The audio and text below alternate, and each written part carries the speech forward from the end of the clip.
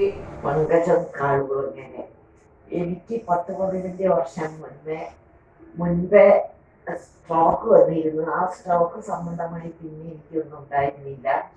ആ കുറെ കഴിഞ്ഞതിന് ശേഷം വീണ്ടും എനിക്ക് നടക്കാൻ പറ്റാത്ത അവസ്ഥ വന്നു. അങ്ങനെ ഞാൻ ഡോക്ടറെ പോയി കണ്ടു. ഡോക്ടറിനോട് MRI എടുക്കാൻ പറഞ്ഞു. അങ്ങനെ ഞാൻ MRI എടുത്തു. ഫസ്റ്റ് എടുത്തപ്പോൾ അത് തെളിഞ്ഞില്ല. വീണ്ടും ഇഞ്ചക്ഷൻ വെച്ചെടുത്തു. അപ്പോൾ ആണ് അവിടെ ഒരു ചെറിയ സാധനം കണ്ടത്.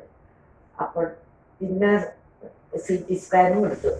അങ്ങനെ ഡോക്ടർ പറഞ്ഞു എന്നോട് ഇത് ഓപ്പറേഷൻ ചെയ്യണം, ഓപ്പറേഷൻ ചെയ്തില്ലെങ്കിൽ അപകടമാണ്.